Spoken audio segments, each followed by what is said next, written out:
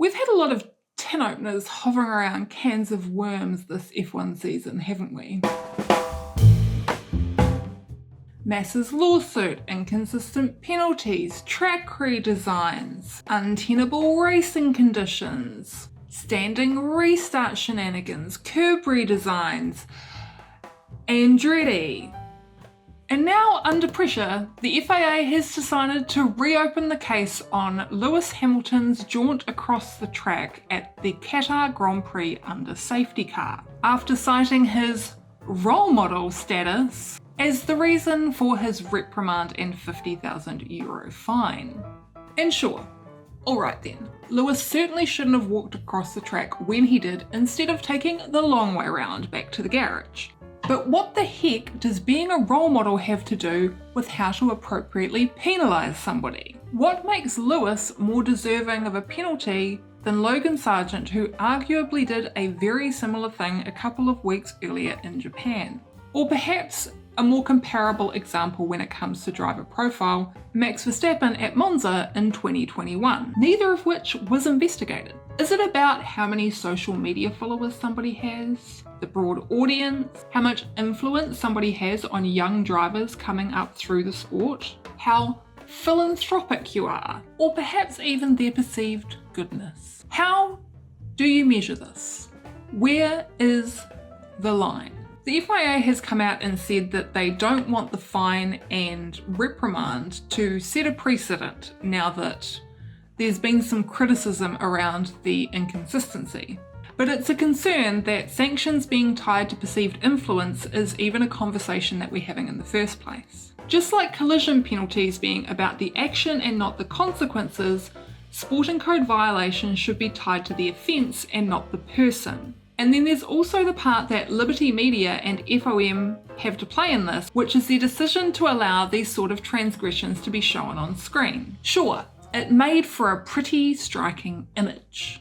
It added to the drama. It was an accurate representation of what happened, which, to be fair, is a pretty important thing from a journalistic standpoint. But the Formula One broadcast isn't journalism, it's sports entertainment. Just like George Russell's long string of expletives moments after the contact, there's no reason this moment couldn't have been censored by omitting it entirely. It would have been seen by those in the adjacent grandstands, a few photographers, and not by those watching the broadcast. And to be fair, the moment Hamilton actually crossed the track wasn't seen, just the walk back to the pit lane and that dramatic slow-mo of Russell's car crossing the back of shot. Being a part of the direction team is a tough job. I get it. There's not a lot of delay, very little time to make decisions, and they do a pretty excellent job of putting together a race broadcast that's easy to follow and compelling to watch. But someone from the direction team had to look at that and go, there's a shot in this that's going to be golden. And then somebody had to make the decision to broadcast it. If the FIA is so concerned with how kids coming up in the sport are going to be influenced by an extremely experienced driver crossing the track under a safety car when he knew how fast the remaining drivers were going after doing what looked like some pretty obvious car counting and while standing at the end of a straight that is an entire kilometre long, I mean, don't show the shot. Reconsider the broadcast guidelines. Or just realise kids out there driving karts are probably smart enough and well informed enough to know that crossing the track while a live race is happening is dangerous. And that if someone does it, it's probably not because they saw the aftermath of Lewis Hamilton doing it at Qatar in 2023 and just that they made an error in judgment. You know, something humans tend to do sometimes. Listen, I'm not going to claim that I don't have more than a little bit of bias towards Lewis Hamilton here.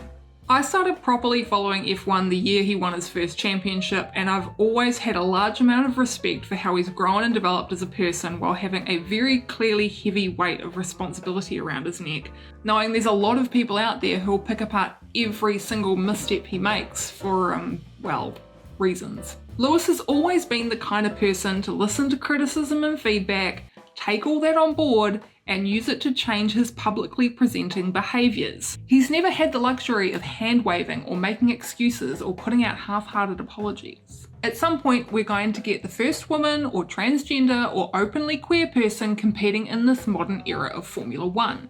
And honestly, I don't envy the immense pressure that the inevitable role model moniker will have on them, and all the implications that comes with.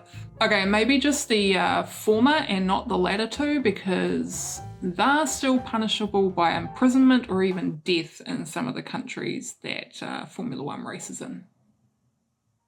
Egalitarianism in sport isn't just about working towards more diversity in teams themselves. It's also about understanding what that diversity means from a systemic standpoint, recognising how being a part of a minority increases the profile of someone both in the media and often subsequently in influence. It's about recognition of how the success of that person can often exponentially inflate that perceived role model status, because for the first time, a whole chunk of people feel like they're represented in a sport that has otherwise ignored their existence. The FIA can't be singling out individuals for transgressions that have previously gone unpunished or even uninvestigated with others just because their career trajectory comes with some caveats and additional visibility. Tangentially, as much as I think I see the situation Lance Stroll is in at the moment from a more compassionate viewpoint than most, I think he should have received the same 2 days of community service punishment for the shoving incident with his trainer that Max Verstappen got for his confrontation with Esteban Ocon back in 2018. That was unacceptable behaviour that a FiA precedent had already been set for, and a far more egregious example of serious misconduct and potential negative influence than walking across a racetrack when you can see the cars coming from a kilometre off. And apart from the drama of it all, as I've already discussed, making the decision to show these moments was a choice made by the broadcast directors in the first place. So, set a firm punishment, don't set a firm punishment. But considering other drivers have done the same thing in recent years and escaped any kind of investigation or reprimand, that's something that needs to be set in the sporting regulations for future incidents, not something that needs to be handed out based on the number of followers somebody has on Instagram.